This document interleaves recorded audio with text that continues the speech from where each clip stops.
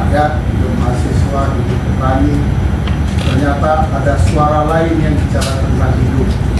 Dari balik gorong-gorong itu keluar auman. Orang yang bisa pikir akan menjadi manusia. Yang berkarya soal hidup Joko Widodo. Bagi saya, tentu Joko Widodo itu, tapi semasa Joko Widodo itu dan akan ada proses penegakan keadilan. Indonesia memang sedang gelap. Banyak hal terjadi dan itu membuat konstitusi kita menjadi hitam.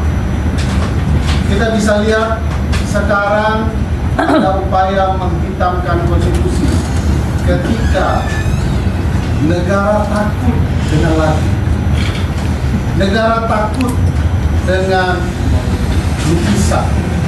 Padahal konstitusi secara eksplisit menjamin kemerdekaan menyampaikan segala pendapat dalam bentuk apapun, mau lagu, mau lukisan. Tapi negara takut karena dalam lagu dan lukisan itu tersirat kebenaran konstitusional, sehingga negara larang. Negara dalam hal ini penuh ketakutan karena kebenaran sedang dimunculkan oleh banyak orang, termasuk teman-teman muda mahasiswa. Indonesia memang sedang gelap menurut saya ketika Indonesia dipakai untuk kepentingan membangun ekonomi segelintir keluarga tertentu. Coba bayangkan pasal 33 ayat 1 Undang-Undang Dasar 1945 mengatakan bahwa perekonomian disusun sebagai usaha bersama berdasarkan azas kekeluargaan. Nah, keluarganya ini yang masalah. Keluarga siapa itu?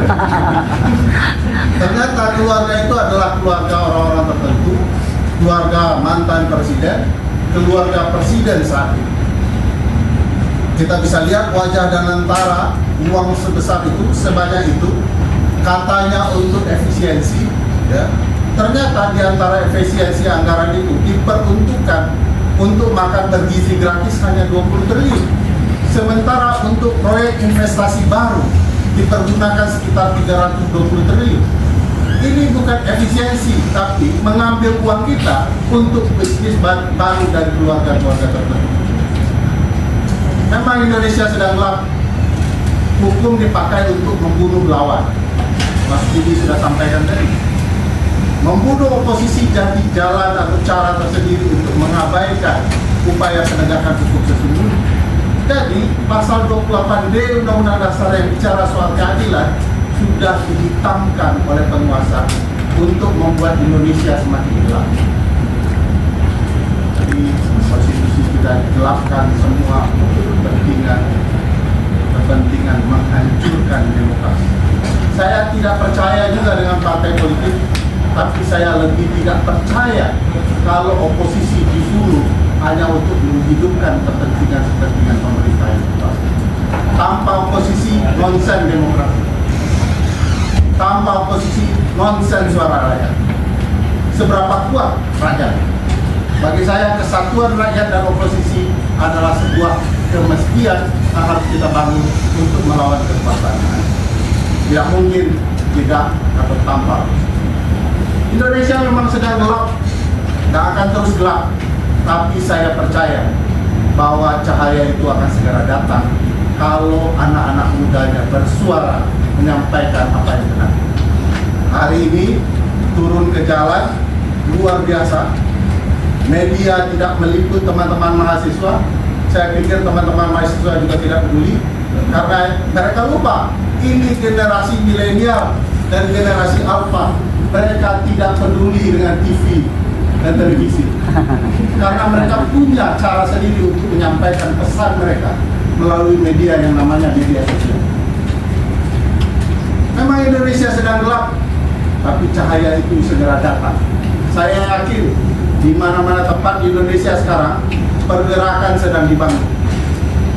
Mahasiswa kembali berdiskusi di kampus. Setelah COVID, saya merasa ada sesuatu yang aneh di kampus. Mahasiswa tidak lagi mau berdiskusi, kelas-kelas sepi, dipancing sana, dipancing sini, tidak hidup, diceritakan hukum Fafa mereka tidak bertanya, diceritakan tentang keluarga cungkring dan merupakan bidadari yang muncul dari gorong-gorong, mereka tidak peduli. Ada apa dengan kampus dan kemahasiswaan kita? Tiba-tiba kesadaran baru muncul, teriakan-teriakan baru untuk berdiskusi muncul. Anak-anak muda itu bicara soal apa yang terjadi. Kenapa ketidakadilan seperti ini? Kenapa UKT yang makin naik? Kenapa kemudian ada pengistimewaan kepada orang tertentu?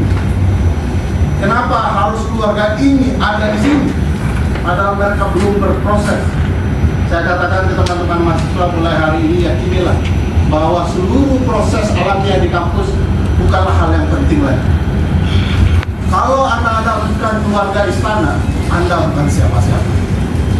Karena Anda bukan siapa-siapa, rebut hak Anda dan perjuangkan hak Anda. Kalau tidak, keluarga istana akan merajalela, merusak berbagai sendi kehidupan dan tata negara. Saya yakin dan percaya cahaya itu akan ada. Tidak peduli seminggu lagi Ramadan, penguasa sedang lupa bahwa republik ini diteriakkan kemerdekaannya di bulan Ramadan yang sama.